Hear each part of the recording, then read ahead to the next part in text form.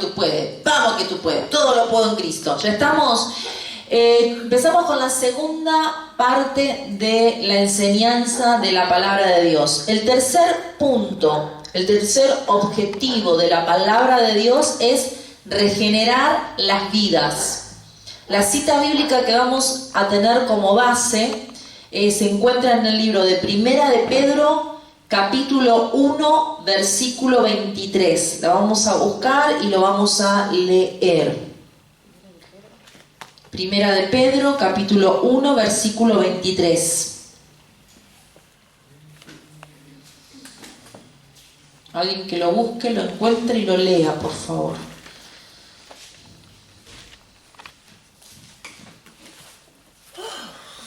Qué agitado yo. Amén. Léelo. Siendo renacidos no de simiente corruptible, sino incorruptible por la palabra de Dios que vive y permanece para siempre. Volvelo a leer y vamos a tratar de entender qué es lo que está diciendo.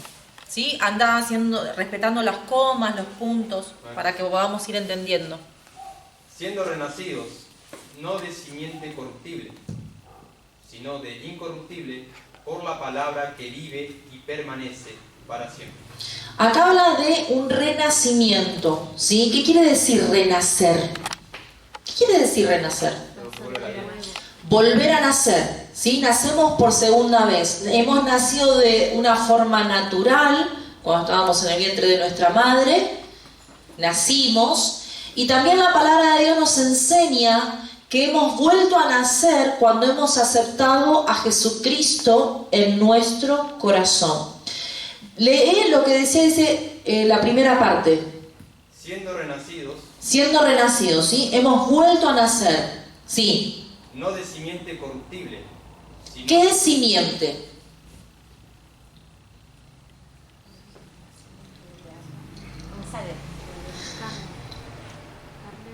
¿Ah? A ver, no, es que no te escucho. Simiente es semilla. ¿Sí? Si quieren anotarlo, porque se los voy a preguntar en la prueba. Les estoy dando todas las preguntas, no pueden quejarse.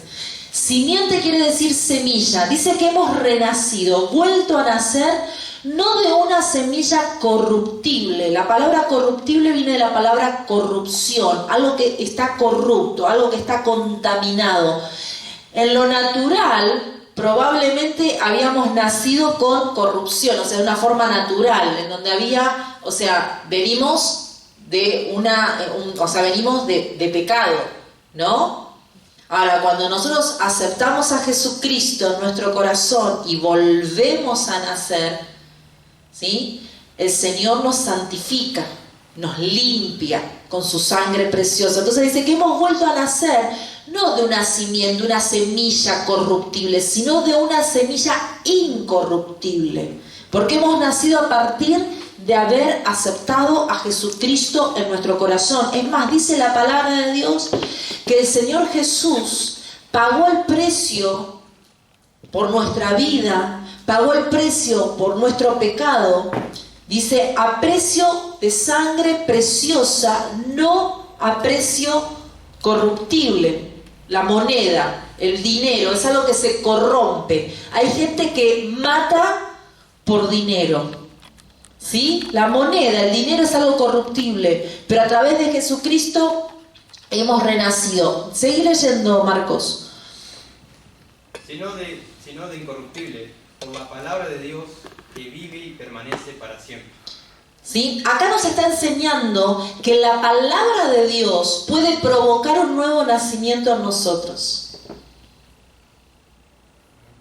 Entonces, el tercer objetivo de la palabra de Dios es regenerar una vida. Regenerar es algo que estaba destruido, que estaba roto y se vuelve a hacer. A través de la palabra de Dios, dice la Biblia que estábamos muertos en nuestros delitos y pecados. Estábamos destruidos, estábamos rotos, ¿sí? Pero a través de la palabra de Dios puede el Señor producir un nuevo nacimiento. ¿Por qué a través de la palabra de Dios? Porque nos llega la palabra de Dios y la enseñanza de que Jesucristo murió en la cruz del Calvario a través de la palabra de Dios. ¿Acaso alguno de nosotros hemos visto a Jesús? ¿Hemos visto que Jesús murió en la cruz? ¿Hemos visto que Jesucristo resucitó? No.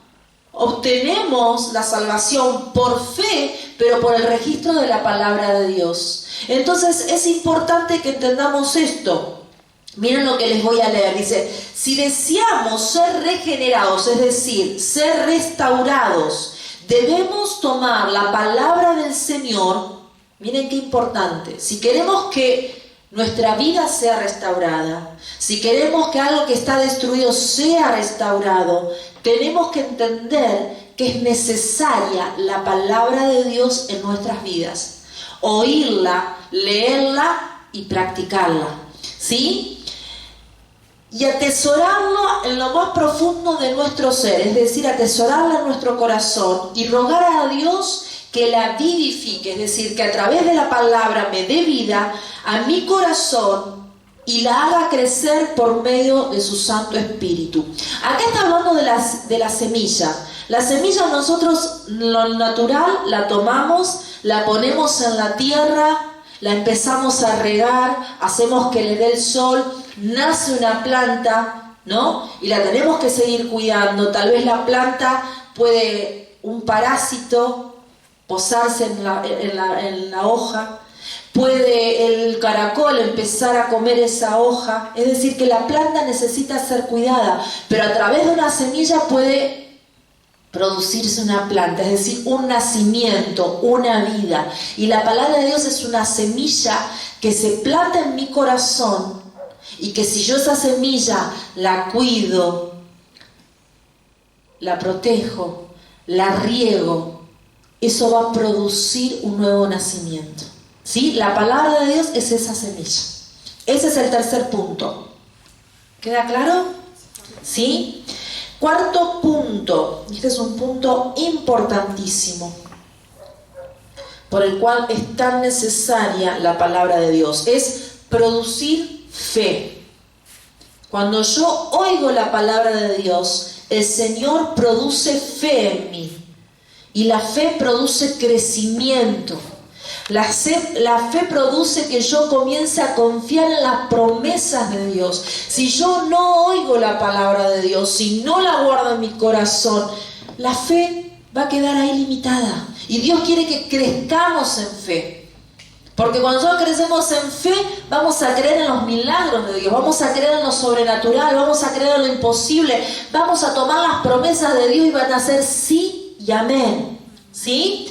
La cita bíblica, vamos a ver dos citas bíblicas. Una es en el libro de Romanos, capítulo 10, versículo 17. Este es un versículo precioso. Romanos, capítulo 10, versículo 17. Si alguien lo busca, lo encuentra, lo lee, por favor.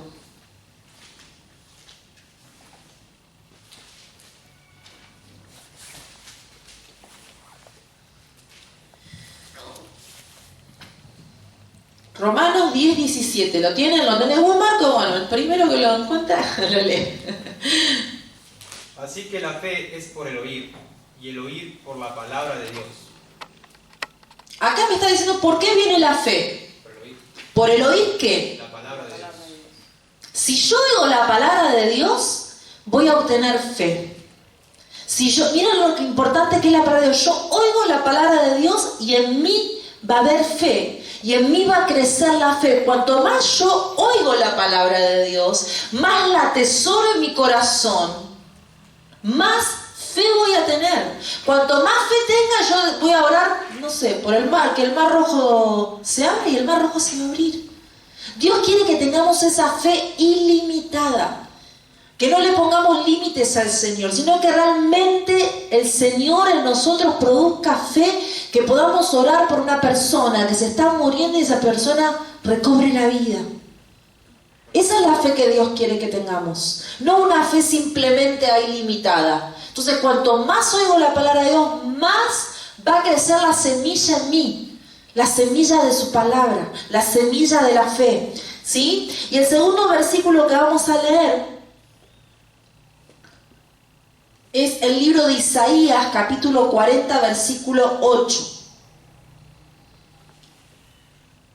alguien, a ver alguien más que participe. No tenemos a Marco acá nada más participando.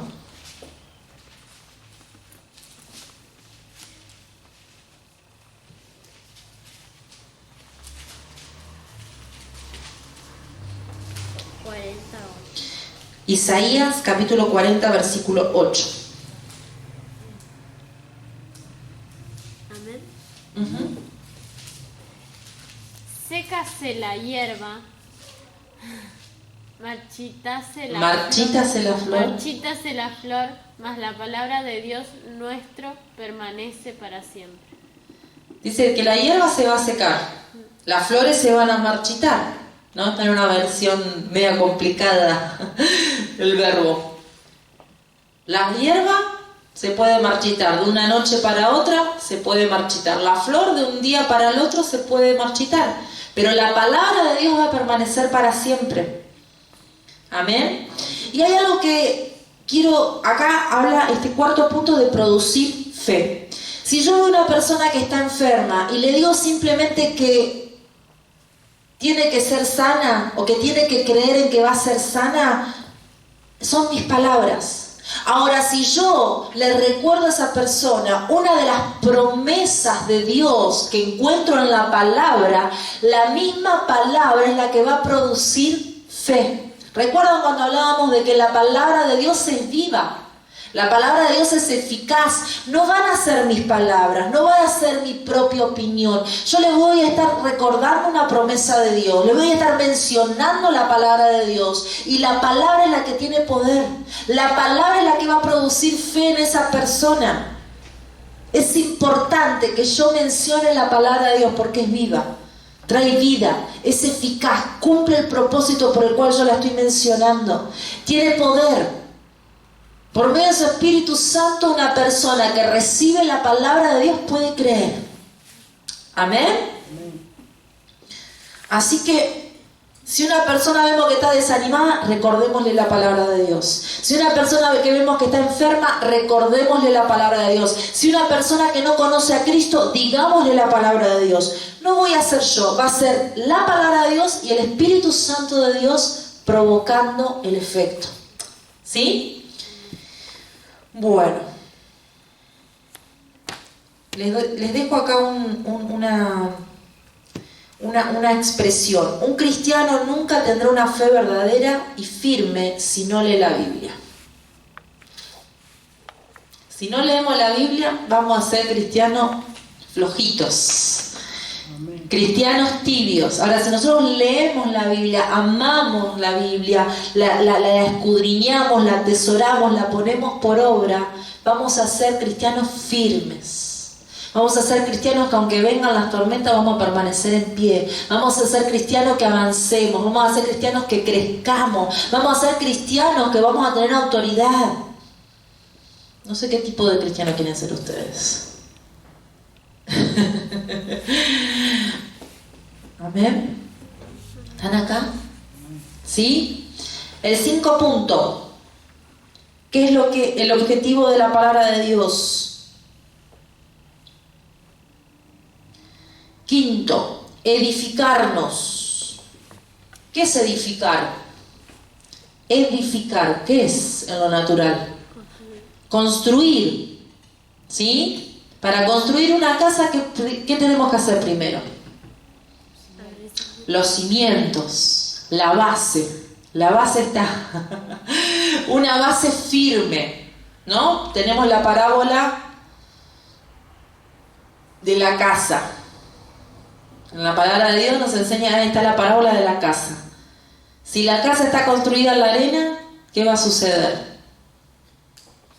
Se va a derrumbar cuando vengan. Cuando vengan los vientos, la tormenta, se va a derrumbar.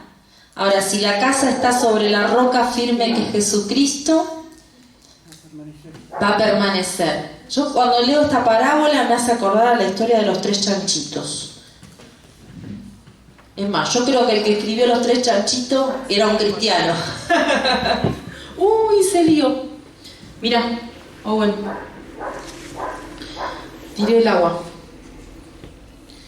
¿Vieron la parábola, no, el cuento de los 3 chanchitos? Vos que sos mamá, ¿cómo es el cuento de los 3 chanchitos?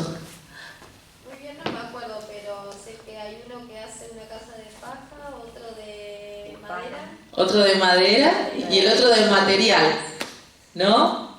Sí, sí. Y nosotros también podemos tener una base firme sobre Cristo, sobre su palabra, o podemos tener una base floja. Vieron que hay personas que son cristianos, pero vemos que fluctúan. Un día están allá arriba y el otro día, porque no tienen la base sólida en Cristo. Porque cuando yo tengo la base sólida en Cristo, nada me va a mover. Cuando yo tengo la base sólida en Cristo, aunque tenga situaciones, porque no es que no tenemos situaciones. Creer que en el camino del Señor no vamos a tener situaciones es una mentira. Porque el Señor mismo nos estaba anunciando y nos estaba advirtiendo. Dice, en el mundo tendréis aflicciones. En el mundo íbamos a tener situaciones, pruebas, luchas. Dice, pero no teman, porque yo he vencido al mundo. Jesús le dijo, no teman, no tengan miedo. Yo he vencido al mundo y nos prometió estar todos los días con nosotros. Dice, no teman, el mundo tendrá aflicción. No teman, porque yo he vencido al mundo y estaré con vosotros todos los días hasta el fin del mundo. El Señor Jesús nos estaba diciendo, van a tener aflicciones, pero yo voy a estar con ustedes. Yo los voy a estar sosteniendo, yo los voy a estar cubriendo, yo voy a pelear por ustedes. Dice la palabra de Dios que cuando Él pelea por nosotros, ¿cómo vamos a estar? Tranquilos. Si en medio de la prueba yo estoy angustiado, si en medio de la prueba yo estoy abatido, si en medio de la prueba yo estoy preocupado o ansioso, es porque no estoy dejando que el Señor esté peleando por mí. Estoy queriendo pelear con mis propias fuerzas y naturalmente mis fuerzas se van a agotar. Naturalmente me va a invadir la tristeza, naturalmente me va a invadir la preocupación. Por eso es tan importante que estemos bien o estemos mal, Jesucristo sea mi roca y la palabra de Dios sea mi sustento. Amén. Entonces el punto es edificar. Vamos a leer la cita bíblica en el libro de Hechos, capítulo 20, versículo 32.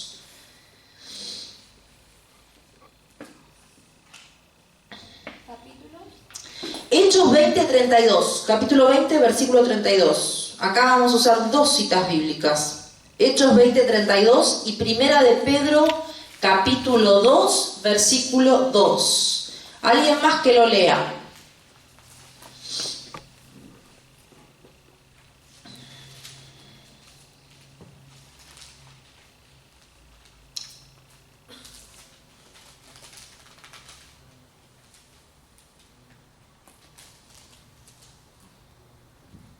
Amén.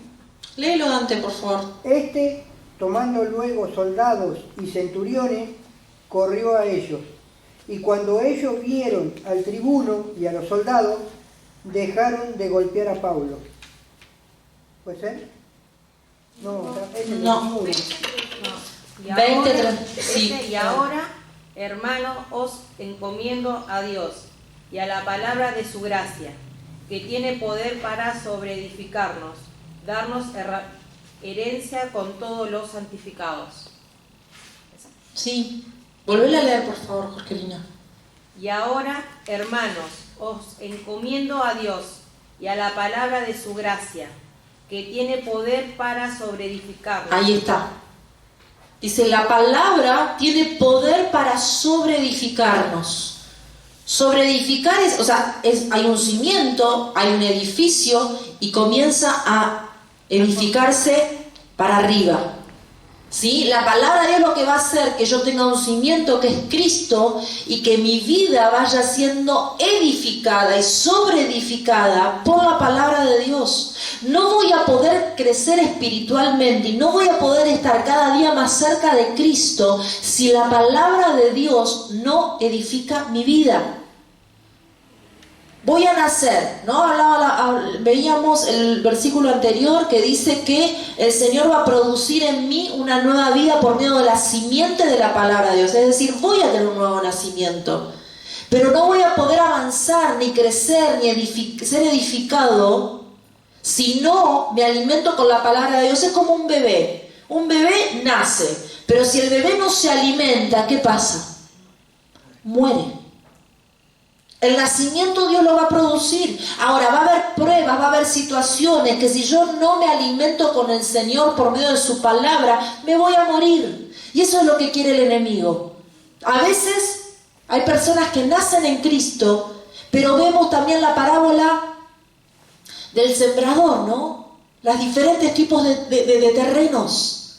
Que hay personas que donde va a haber espino no van a poder seguir vivos. Personas a donde que la palabra, la semilla de la palabra de Dios cae en tierra con piedras, se mueren.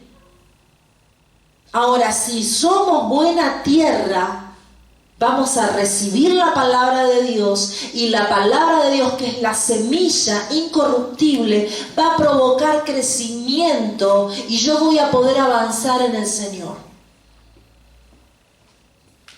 Amén. Bueno, próximo cita bíblica, alguien que la tenga ahí. Amén. Léela, por favor. Primera de Pedro, capítulo 2, Versículo 2. dice: ¿Cómo está saliendo eso? Desear como niños recién nacidos la leche espiritual no adulterada, para que por ella crezcáis para salvación. Dice, desear como niños, ¿no?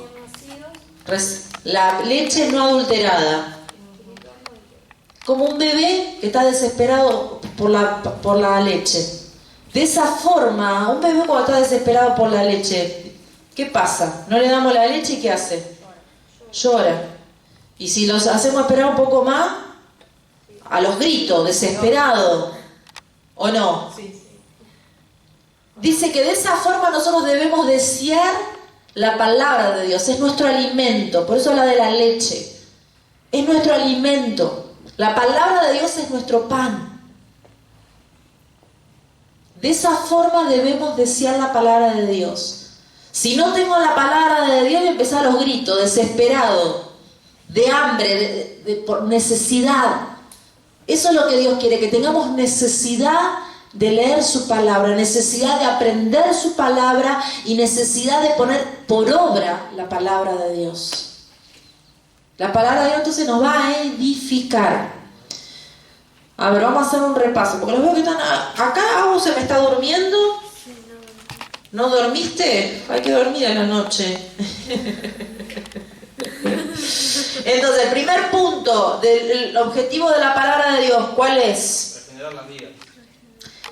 No, esto es lo que vimos hoy. El primer punto es convencer de pecado. Segundo, Apartarnos del error y del pecado.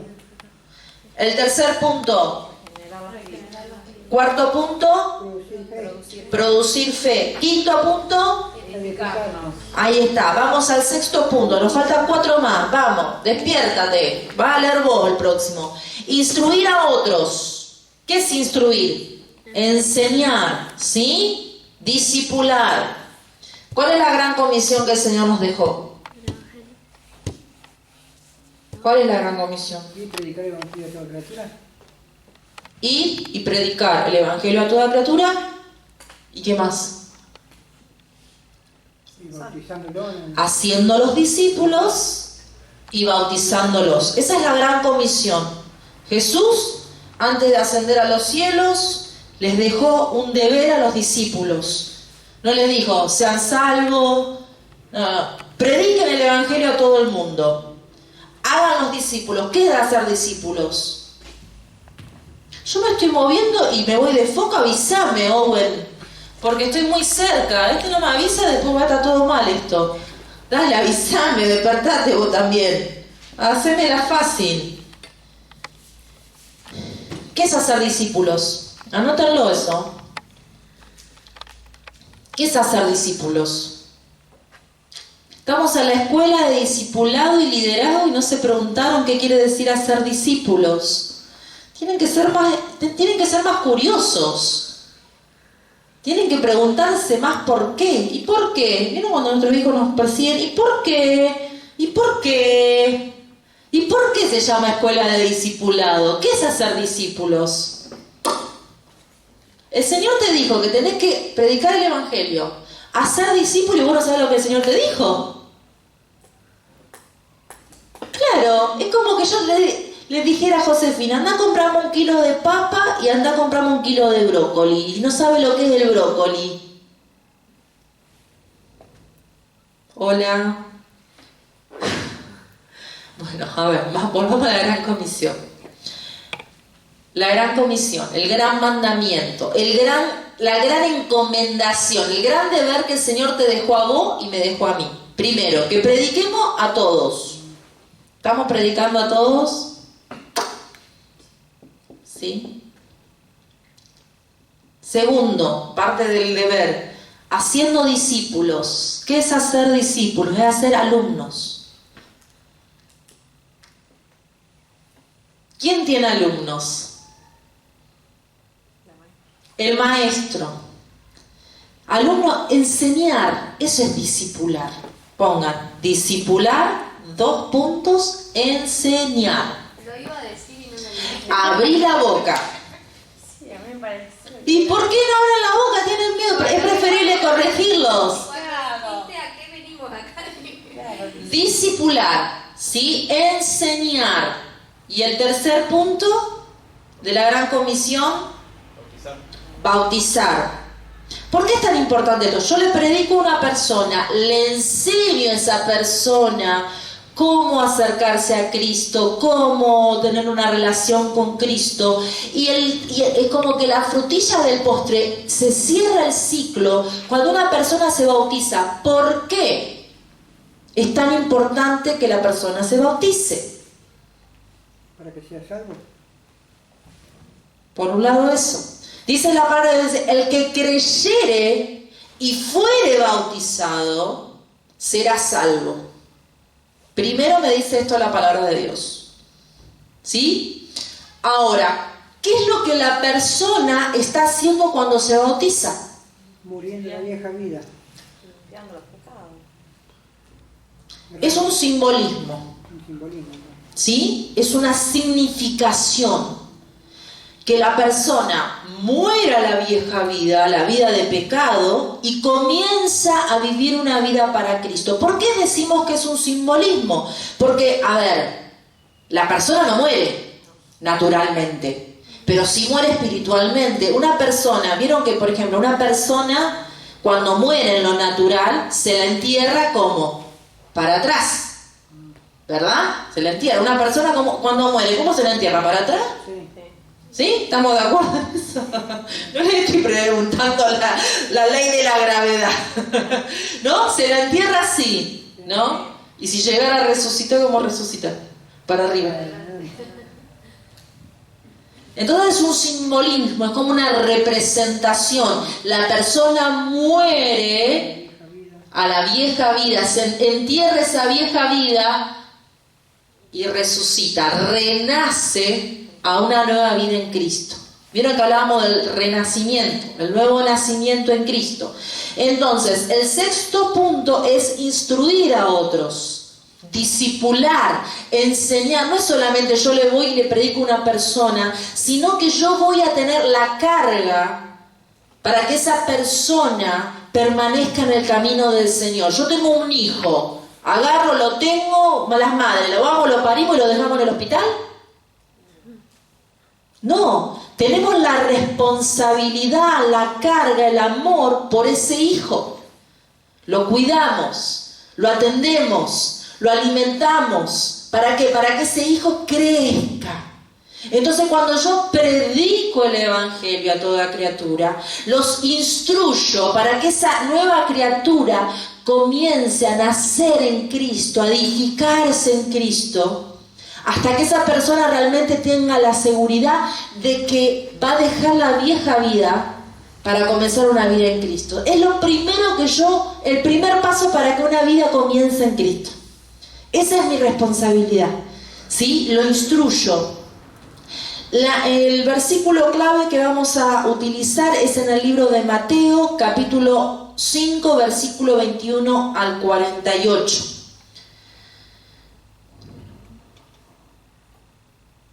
Es bastante extenso. Escucha, no lo vamos a leer todavía. Vamos a dejar, a ver, lean, alguien, si lo busca, lea el primer versículo, porque es bastante extenso.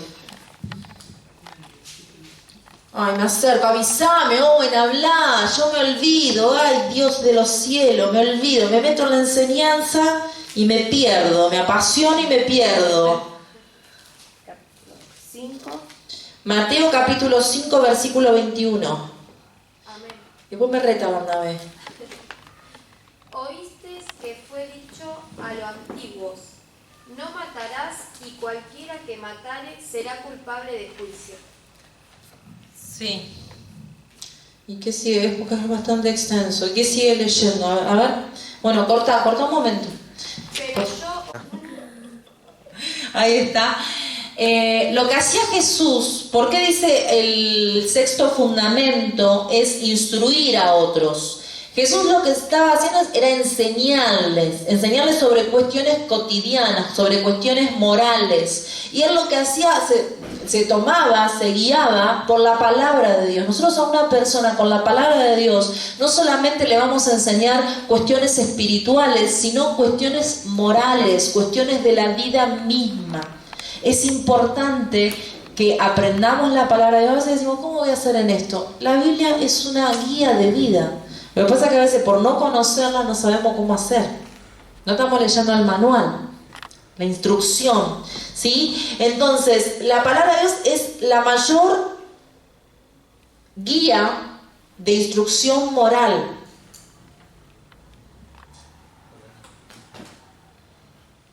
Y la palabra de Dios me va a ayudar a poder aconsejar a otros.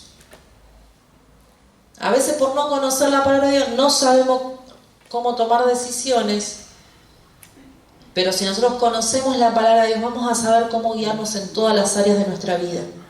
¿Sí? Es la mayor guía de instrucción moral. Lo moral, ¿no? Lo ético. ¿Cómo debo proceder? Fíjense, si ustedes después lo quieren leer, ahí lo que estábamos leyendo, el Señor enseña sobre el enojo, sobre el adulterio, sobre el divorcio, sobre los juramentos, el amor hacia los enemigos, o sea, de las relaciones humanas. ¿Sí? Nos está enseñando. El séptimo punto, miren qué lindo este objetivo, es producir gozo en los corazones. Ese es el séptimo objetivo de la palabra de Dios, producir gozo en los corazones. ¿Cuál es la diferencia entre el gozo y la alegría?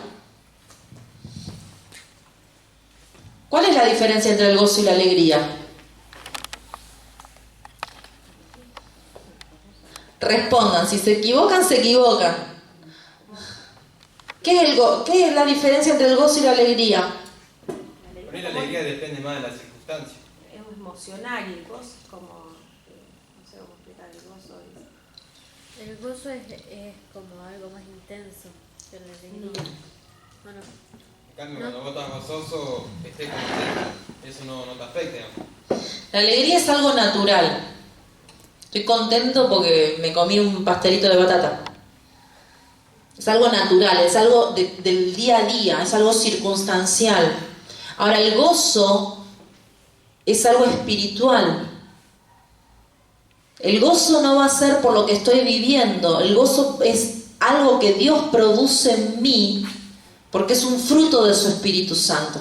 Uno de los frutos del Espíritu Santo es el gozo. No es algo efímero. No es que yo termino de vivir una circunstancia y el gozo se va. El gozo no es condicionado por lo que yo estoy viviendo. La alegría, a ver, para aclarárselo, la alegría es algo natural, ¿sí? Es algo del día a día. Y la alegría surge por una situación que yo estoy viviendo en el momento. Ahora, el gozo es algo espiritual, ¿por qué es algo espiritual? Porque uno de los frutos del Espíritu Santo es el gozo. Dios produce el gozo en mí. Y el gozo no va a estar condicionado por lo que yo estoy viviendo, porque puedo estar en el peor momento de mi vida y tener gozo. No va a desaparecer el gozo puede permanecer. ¿Sí? ¿Entienden la diferencia? Por eso esas personas que en realidad no tienen una comunión con el Señor, las vemos que están amargados. Porque el gozo no se está produciendo en sus vidas. El gozo lo produce el Señor por medio del Espíritu Santo. ¿Amén? Entonces, el séptimo objetivo es producir gozo en los corazones. La cita bíblica, Juan capítulo 15, versículo 11.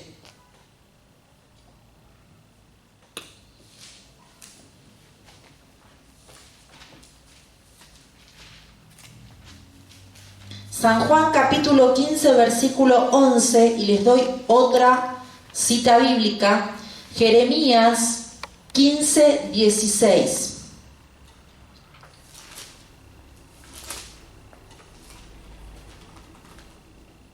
Alguien que lea la primera cita y alguien que lea la segunda, por favor. Estas cosas os he hablado, para que mi gozo esté con vosotros y vuestro gozo sea cumplido. Jesús le estaba hablando a los discípulos, dice, estas cosas os he hablado. La palabra de Dios, la Biblia es la palabra de Dios. Dios ha hablado en nosotros. Si nosotros leemos la palabra de Dios, la palabra de Dios va a producir ¿qué? Gozo. ¿Sí? ¿Queremos estar contentos, felices, gozosos? Tenemos que leer la palabra de Dios. Y la palabra de Dios va a producir gozo, la palabra de Dios va a producir paz, la palabra de Dios va a producir liberación. ¿Sí? Dice, estas cosas os he hablado para que mi gozo esté en vosotros. Y en el libro de Jeremías capítulo 15, versículo 16. ¿Lo tenés?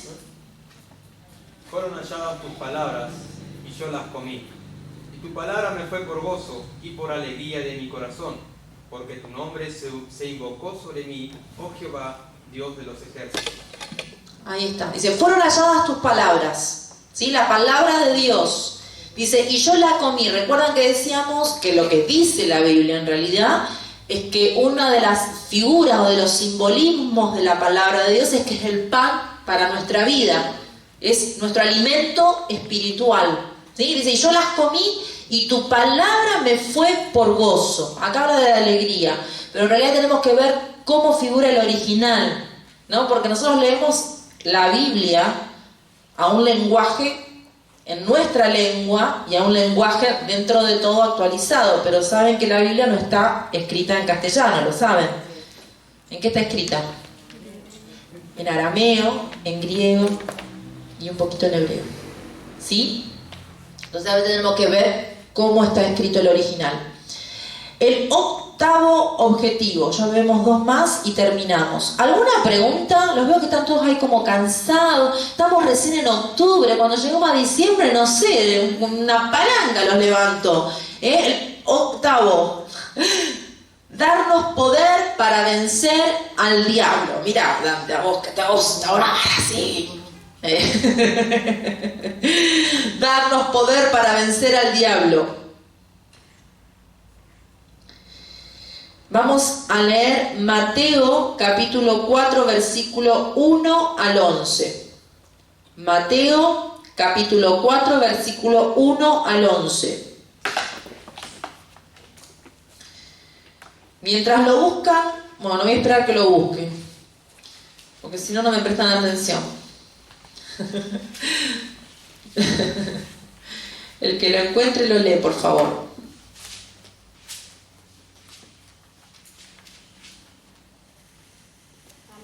¿Lo tenés? Léelo, Agus, por favor.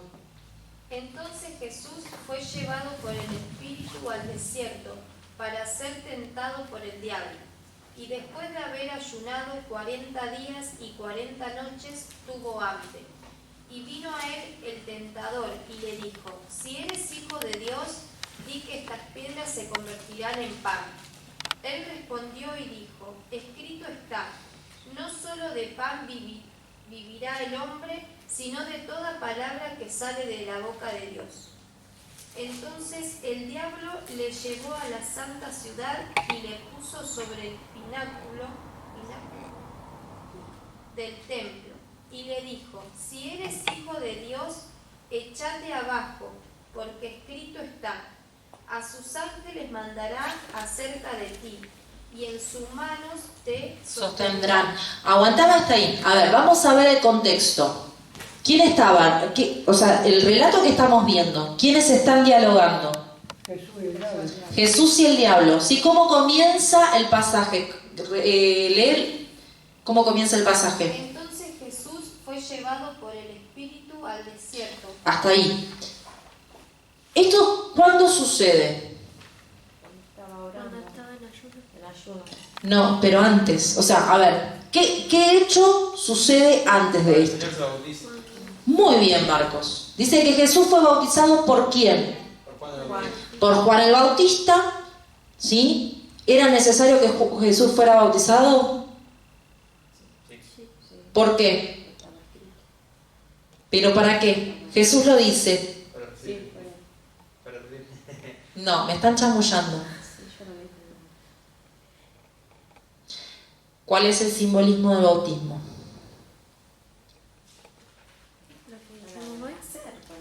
Para dejar la vieja vida y renacer en Morir a la vieja vida del pecado.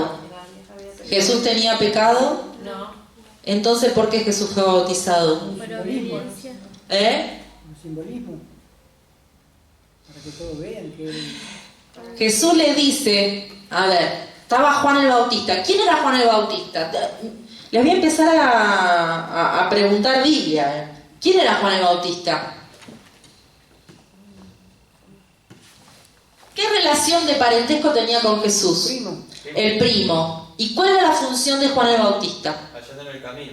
Preparar el camino, ¿sí? De Jesucristo. Era el que iba a ir predicando de que Jesús iba a venir, ¿sí? De que Jesús, todo lo que sucedió en el ministerio de Jesús, él iba preparando el camino. Ahora, Juan el Bautista dice que predicaba y bautizaba. Predicaba, discipulaba y bautizaba. Los 3 puntos de la gran comisión. Dice que Juan el Bautista estaba bautizando ¿en dónde? En el río Jordán. Se acerca a Jesús y le pide que lo bautice. Y Juan el Bautista, ¿qué le responde? Que no era necesario. Le dijo, si yo necesito de vos y vos me venís a pedir a mí. Entonces Jesús le responde, es necesario que esto suceda. ¿Por qué? Porque él quería ser un ejemplo. A veces hay cosas que tenemos que hacer, no porque necesitemos hacerlas, sino porque el Señor nos va a usar como ejemplo. ¿Sí? Entonces Jesús se bautiza. No era necesario que Jesús se bautizara porque Jesús no había cometido pecado, no tenía que tener un renacimiento, pero Jesús lo hace para tenerlo como modelo de que era importante que la persona fuera bautizada. Tan importante por algo dice la Biblia, lo dijimos, el que creyere y fuere bautizado, ese será salvo. Primer gran punto. Segundo, para que entendamos cómo es realmente el bautismo, lo que se practica en la Iglesia Católica no es el bautismo de Jesús. ¿Por qué? ¿Un bebé tiene pecado?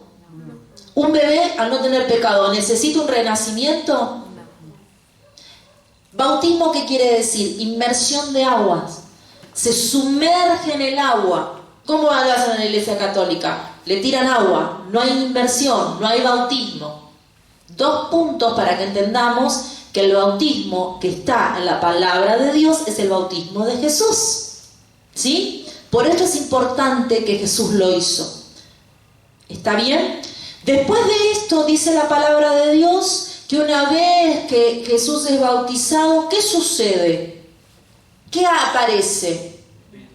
El Espíritu Santo en forma de paloma, en donde Dios le dice, este es mi Hijo amado en quien tengo complacencia.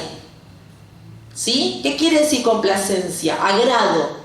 Este es mi Hijo amado en quien estoy, el que me está agradando. Y luego de eso dice la palabra de Dios que Jesús es llevado al desierto y ahí comienza el diablo a querer tentarlo. Lo que leía Agustina, hay un diálogo entre ¿quién? Entre Jesús y el diablo. Pregunto, ¿Jesús cómo le respondía? Con la palabra. Con la palabra. ¿Y el diablo? También con la palabra. Dice la Biblia que el diablo cree y tiembla. Él conoce la palabra de Dios más de lo que nosotros conocemos. Por eso, muchas veces el diablo con la misma palabra me va a querer venir a confundir. Muchas veces con la palabra me va a querer venir a tentar. Y si yo no conozco la palabra de Dios, ¿cómo lo voy a refutar? Y estamos viviendo en esos tiempos, en tiempos de confusión. Es uno de los espíritus que se suelta antes de la venida de Jesucristo. Confusión sobre la misma palabra. Es más, dice la Biblia que en estos tiempos los que van a resplandecer, los que van a ser alumbrados, son los entendidos en la palabra de Dios. Si no conocemos la palabra de Dios, dice la Biblia que aún los escogidos van a ser confundidos. Estamos viviendo en esos tiempos. Doctrina de error, espíritu de confusión. Si no conocemos la Biblia, nos van a venir a predicar cosas que no son Biblia, no son bíblicas, y vamos a creerlas y vamos a poder ser confundidos. ¿Sí? Entonces, dice que el diablo les hablaba con la palabra y el Señor Jesús le decía, escrito está. Por eso es tan importante acá, el octavo punto, darnos poder para vencer al diablo. Si yo no conozco la palabra de Dios, no voy a poder vencer al diablo, al enemigo, al que viene a ¿qué? A matar, a robar y a destruir mi alma. ¿Es necesaria la palabra de Dios? Amén. Gloria a Dios. Es vital. Vital. Es algo de vida o muerte para mi vida espiritual. Si no me gusta la palabra de Dios, tengo que empezar a pedir al Señor que el Señor genere pasión por su palabra. Que yo pueda tener tiempo de leer la palabra. Que yo pueda atesorarla, como dice la Biblia, y que la pueda poner por obra. Nosotros tenemos una costumbre en mi hogar, el altar familiar.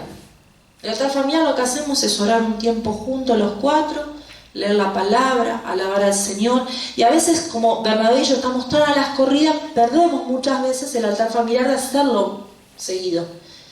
Y ayer a la noche nos dice Josefina, ¿y cuándo vamos a hacer el devocional en familia? ¿No? Ya ella con 7 años lo está tomando como un hábito. Y hoy a la mañana, juntos, estábamos haciendo el devocional. Es importante que nosotros, vos sos mamá, vos sos mamá, vos sos mamá, yo soy mamá, vos sos papá, ustedes van a ser padres. Tómalo como hábito. ¿Cuál es el secreto de una familia en Cristo? El altar familiar. No hay otro secreto. Y si alguno se quiere retobar y alguno no quiere sumarse, háganlo con alguno. Empiecen a sembrar esa semilla. Y esa semilla, no voy a decir, yo tengo chicos, no me voy a poner a leer la palabra. Léele un cuento bíblico. A la noche. Nosotros tenemos la costumbre, yo con los chicos agarramos la costumbre de ponerlo durante la cena. Empiezan a leer Facundo y Miqueas, digamos. Entonces van leyendo, que hicieron ellos por Génesis, empezar por el principio, y bueno, lo que yo voy entendiendo, lo vamos leyendo. Estamos los 4, bueno, estamos ahí, anda medio rebelde. Pero ellos sí, y capaz que un día que no, por ejemplo, que ellos mismos me dicen, y mamá, ¿y hoy por qué seguimos? ¿Por cuál vamos? Ya van por Noé, no sé por qué. Y estás sembrando la semilla de la palabra. Y ellos van preguntando. Yo después lo voy haciendo, de lo que leímos les voy preguntando y van respondiendo, y bueno, entre ellos dicen, viste, yo sé más.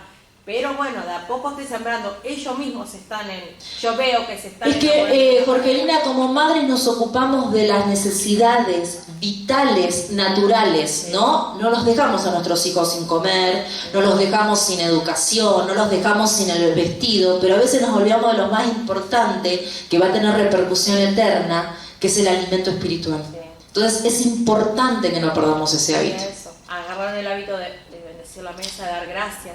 Entre ellos 3, hasta Itiel estamos ahí haciendo en oración, dar las gracias, que uno bendiga, uno en la mañana, uno en la noche.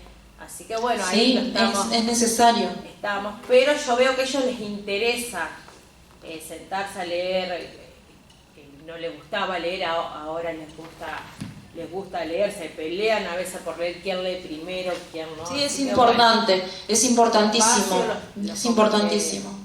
A nosotros nos pasa con las nenas que al ser chiquitas es como que le hablamos la Biblia en forma de parábola, ¿viste?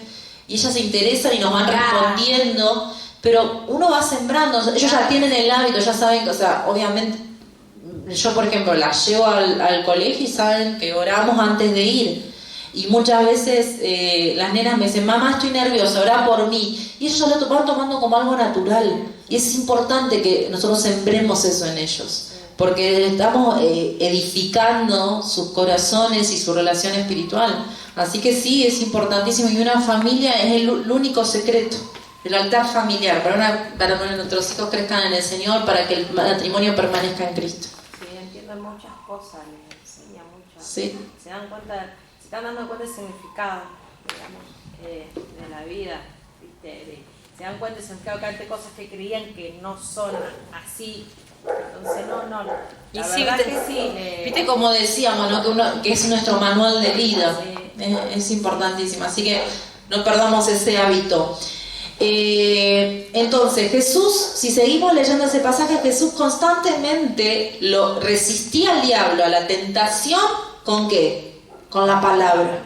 La palabra de Dios va a hacer que nosotros podamos resistir al enemigo. Y el 9º punto, y ya estamos terminando en la parte de la enseñanza de los objetivos de la palabra, es hacernos sabios.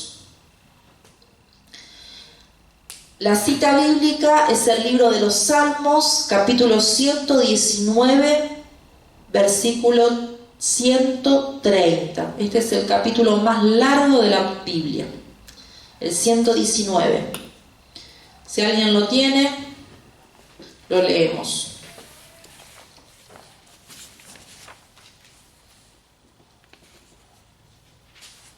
Salmo 119, versículo 30. 130.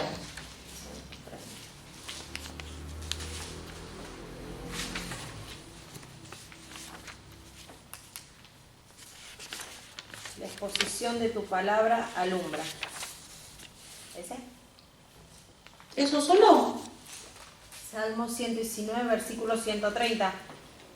Sí, la exposición de tus palabras alumbra, hace entender a los simples. Hace entender a los- ¿Se acuerdan que en este mismo capítulo leíamos que lumbrera es a nuestros pies la palabra? ¿Sí? Entonces nos da sabiduría, nos hace entender, nos da entendimiento de las cosas, nos guía. Es importante la palabra porque nos va a traer luz sobre toda situación. ¿Sí? Hasta acá la enseñanza de hoy.